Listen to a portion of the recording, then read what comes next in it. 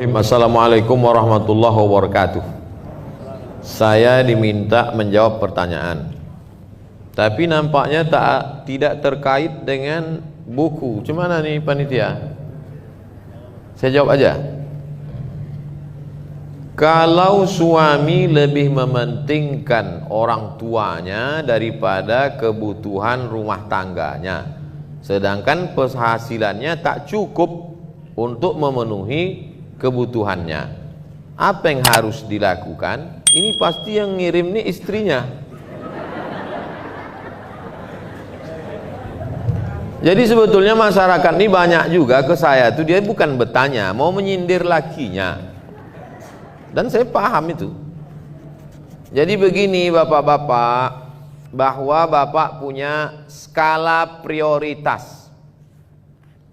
Ada wajib, ada sunat muakkad, ada sunat, ada mubah, ada makruh, ada haram, yang dibolak-balik. Jadi yang paling tinggi kewajibannya itu adalah memberi nafkah. Nafkah anak istri itu 5: makan, pakai, tempat tinggal, pendidikan, perhatian. Orang tua itu juga wajib kita nafkahi. Nah, jadi kalau saya konseling, ada orangnya langsung saya tanya, kamu adik-beradik berapa orang? Saya adik-beradik 5 orang Pak Ustadz. Nah, kalian patunganlah 200.000, 200.000, 200.000 untuk orang tua. Orang tua ini kan makannya tak banyak. Tak banyak. Oleh sebab itu 1 juta, 2 juta. Nah, jadi tidak serta-merta ditinggalkannya sama sekali. Nah, ini. Jadi oleh sebab itu suami mesti tahu bahwa dia punya kewajiban pokok. Orang tua pun wajib juga, tapi dia juga punya saudara, punya abang, punya adik, punya saudara. Itu keseimbangan. Bagaimana cara meningkatkan kualitas belajar bagi mahasiswa akhir? Kasih tahu sama orang tua, tak usah kirim duit. Kami dulu begitu sama Bang Ican. Tanya Bang Ican. Jadi sebetulnya belajar di Jambi sama belajar di Riau sama belajar di Mesir itu sama. Quran di Mesir itu 30 juz juga, bukan 31. Lalu di mana bedanya? Di Mesir itu kami belajar hidup. Belajar bagaimana cara menjalani hidup. Dari Kairo ke terusan Suez naik kapal, naik bis 7 jam. Dari terusan Suez pergi ke Jeddah 2 hari 2 malam naik kapal laut, dipukul ombak, diempas gelombang, tinggal di atap. Kenapa di atap? Itu tiket paling murah. Oleh sebab itu kan Bang Ican termasuk mahasiswa yang mandiri. Kami mahasiswa mandiri. Nah, jadi kalau saya tanya, kadang mahasiswa ini saya lihat gaya naik motor bukan main. Tanya semester berapa? 14. Apa ini? Oleh sebab itu coba kalau kalian mau tahu sulit. Kemarin saya jumpa orang kaya. Saya suruh anak saya, Pak Ustadz, buka rumah makan, jual nasi 6.000 sebungkus. Mana ada nasi bungkus 6.000 lagi Pak Haji? Saya bukan nyuruh dia cari duit, supaya dia merasakan sulitnya cari duit. Bagaimana belanja, beli beras, masak, buka toko pagi-pagi. Alhamdulillah efeknya Ustadz Somad, setelah dia buka rumah makan 6.000 bungkus dapat itu, 6.000 sebungkus, laku sekian ratus bungkus sehari. Sejak itu dia tidak lagi beli brand. Ini sekarang orang lomba-lomba brand, HP sampai 25 juta, tapi tak ada pulsanya. Ini kan musibah. Makanya ada penyakit yang diderita anak yang dibesarkan nenek. Anak yang dibesarkan nenek punya penyakit. Apa nama penyakitnya? Tak bisa mengikat tali sepatu. Karena nenek sangat sayang ke cucu. Belum lagi dia mau berangkat sekolah, belum lagi masuk sepatu ke kaki, sudah diikatkan. Tak pandai menyuap nasi, nasi udah ada. Untuk apa kau jadi sarjana ilmu banyak kalau tak pandai cuci piring? Kami di Mesir itu dari mulai memasak, mencuci. Saya ingat ada mahasiswa Jambi. Datanglah kawan-kawan banyak makan ke rumah. Apa kata dia? Jangan, tak perlu kalian angkat ya. Ada kakak kalian nanti nyuci di dapur. Memang betul tak diangkat tamu-tamu itu. Padahal dia basa-basi aja cerita. Oleh sebab itu maka kita ini sebetulnya bagaimana berinteraksi dengan orang, bagaimana belajar hidup. Dan kalau kita lihat dari perjalanan dua tuan guru tadi, baik Tuan Guru Abdul Qadir maupun Tuan Guru Najmi sama-sama belajar jauh. Tuan Guru Abdul Qadir dari Jambi ke Makkah, Tuan Guru Najmi ke Jakarta, melanglang buana. Sebenarnya mereka belajar hidup. Jadi kalian adik-adikku yang semester akhir, tak juga kalian belajar hidup? Sungai dekat. Bukan saya suruh bunuh diri, tidak. Mengambil pelajaran bahwa air sungai tetap mengalir. Kalau kalian DO, kalian akan terbuang menjadi sampah kalau tidak pandai-pandai hidup. Bukan saya katakan yang tak berhasil di kampus tak berhasil juga di tengah masyarakat. Saya tidak mau menjudge, memvonis.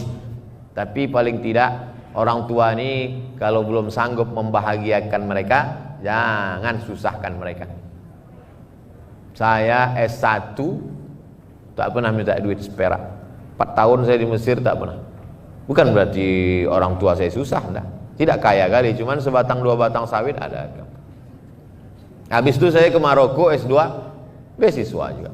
Habis itu S3 ke Sudan. Waktu itu ada program 5.000 doktor. 3 kali saya ajukan permohonan, tak dapat. Tak apa salah saya. Tapi akhirnya doktor juga. 24 Desember 2019 saya sidang doktor. Bulan Januari di Universitas Islam Sultan Syarif Ali dikukuhkan sebagai visiting professor pada University Islam Sultan Syarif Ali Brunei Darussalam. Nah, oleh sebab itu bagaimana belajar hidup. Jadi mudah-mudahan yang semester akhir ini akhir tak juga hidup. Sikit lagi suul khotimah. Coba dulu ayah, emak jangan kirim uang belanja. Bulan semester ini aku mau jual loper koran, mau kerja di Dorsmer, mau jaga ruko. Insya Allah bangkit semangat. Beda antara orang lari santai sama lari dikejar anjing. Itu kami dulu beasiswa dari Azhar 160 pon, untuk makan 50, untuk sewa rumah 50, tinggal 60. Biaya bis, simpan, tabung, mana tahu demam panas. Lalu kemudian ongkos angkot, taksi dan lain sebagainya. Putus beasiswa itu kalau 2 tahun tak naik. 1 tahun tak naik, putus 25%. 2 tahun tak naik, putus 50%. 3 tahun tak naik, DO. Siap-siap naik rakit dari Sungai Nil ke Sungai Siak.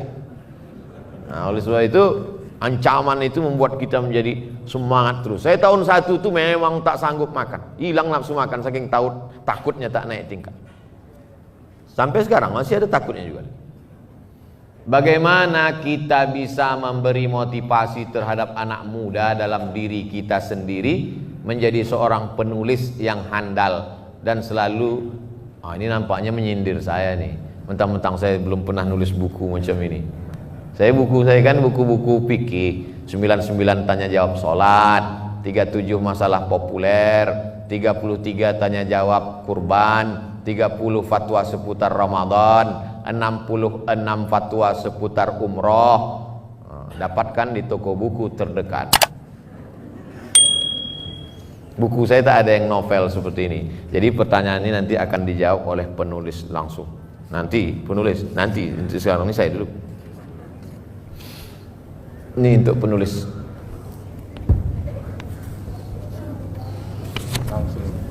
Menolong diri kita dalam politik, ekonomi dan agama di masa yang penuh keraguan ini. Bagaimana Pak Ustadz? Ini bahasanya bahasa-bahasa puitis nih. Menolong diri kita dalam politik. Pilihlah orang yang memperjuangkan agama dengan kekuasaannya. Gak ada yang baik Pak Ustadz. Terus pilihannya berapa? 2. Antara apa? Antara setan sama iblis. Pilih setan. Apa dalilnya? Akhaffud dararain. memilih mudarat teringan di antara mudarat terberat. Itu ada dalilnya. Masuk kita ke hutan, pilihannya cuma dua, makan babi sama mati. Pilih mana Bapak Ibu? Diam. Mana bisa? Pilihannya dua, makan babi atau mati? Makan babi. Sementara dapat pisang. Kalau udah dapat pisang, jangan makan babi lagi. Datang kawan bawa pisang, bro, ini pisang. Ah, enggak, sedap babi ini. Nggak bisa. Ini darurat. Nah, ini dalam bidang politik. Dalam bidang ekonomi, Pak Ustadz, begitu juga. Saya ini dililit riba, Pak Ustadz. Ada aset yang bisa kau jual? Ada. Jual aset, bom riba nih, pam, tutup dia. Jangan bergelimang riba lagi. Tak bisa Pak Ustadz. Kalau saya bom ini meledak semuanya. Hiroshima Nagasaki Pak Ustadz. Oke, bayar cicilan itu sampai lunas, tapi jangan jebakkan lagi dirimu dengan penuh kesadaran. Dalam bidang agama Pak Ustadz, oh Jambi negeri para ulama. Malam tadi kami lewat di daerah mana tuh Bang? Pesantren tua-tua. Tahun 1914. Pesantren lebih-lebih sahabat semua. Bisa pula orang Jambi bertanya, ragu dalam masalah agama. Kalau ada orang di Papua nanya ragu masalah agama, lalu selama ini kemana aja guys? Nah, masalah agama. Ini negerinya. Yang kita kaji dari tadi ini kan ulama-ulama ini. Oleh sebab itu hadiri kajian setiap Jumat pagi, membaca kitab Sairus Salikin jam 6 bersama Tuan Guru Solahuddin Sarkawi di pesantren Kumpai Darut Tauhid. Nah, tadi jam 6 pagi tadi. Banyak tokoh-tokoh masyarakat. Bukan tanggung-tanggung, profesor ada situ. Pejabat-pejabat ada situ. Hebat-hebat. Saya tengok dengan mata kepala sendiri. Kitab yang dibaca Sairus Salikin. Penulisnya Syekh Abdul Somad Al-Falembani. Falembani orang Palembang. Yang ini Abdul Somad Al-Pekanbaru nih. Di masa penuh keraguan. Itu habis baca. Oke, terima kasih ke penulis. Bagi yang punya handphone, minta tolong, bukan menyuruh enggak, minta tolong buka handphone. Bukan saya jebak untuk subscribe, enggak. Tolong buka Google. Sudah? Tulis di Google tuh SOMAD. Iya saya tuh. SOMAD MO tak pakai spasi, sambung semua. SOMAD MOROCCO. MOROCCO. Somad Moroko. Spasi, setelah spasi menyembelih. Wah, bahaya nih. Menyembelih. Udah? Enter. Kalau tak terbuka, HP saya terbuka, berarti paket habis. Nah, nampak tulisan paling atas? Nah, udah? Nah, di situ saya tulis menyembelih kurban untuk orang yang telah meninggal dunia. Nah, ini kerja saya dulu. Jadi saya kalau ceramah ditanya orang, Ustadz, apa hukumnya berkurban untuk ayah kami, mak kami yang sudah meninggal? Nah, itu saya jawab secukupnya, pulang ke rumah, saya tuliskan dalilnya. Nah, ini sudah saya tulis tanggal berapa situ?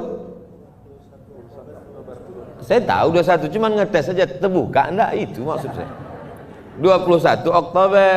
Nanti ini sudah saya tulis ini 10 tahun yang lalu. Itulah kerja saya dulu. Jadi setiap pengajian, pertanyaan-pertanyaan itu saya bawa balik ke rumah, saya tulis. Membuat blog ini gratis dan tak hilang sampai mati. Gak pernah bayar saya blog ini. Dan tak hilang. Tulisan tetap ada. Nah itu, jadi adik-adik, sahabat-sahabat, latihan menulis dari sekarang. Apa, mengapa, bagaimana. Apa, mengapa, bagaimana. Apa, siapa, mengapa, bagaimana. Itu dijawab menjadi sebuah tulisan. Siapa Syekh Abdul Qadir Al-Jambi, mengapa dia menjadi orang besar, Bagaimana prosesnya? Nah, itu menjadi jawaban. Cari jawaban, wawancarai cucu beliau, dan Tuan Guru bisa diwawancari untuk maklumat. Maka insya Allah jadi satu buku biografi Tuan Guru Abdul Qadir bin Ibrahim bin Abdul Majid.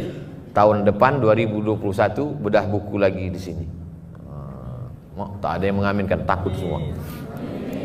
Nah, jadi saya menulis begitu cara saya menulis. Sekarang sampai sekarang saya tetap menulis sesuatu, menulis di Instagram, di WhatsApp,